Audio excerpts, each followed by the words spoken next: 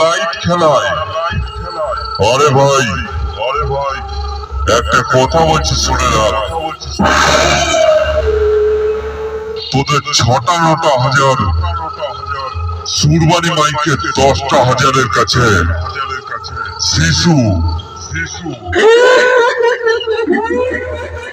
তাই বলছি, সুরবানি মাইকে 10,000-এর বেসের চার্কি কতটা জানিস?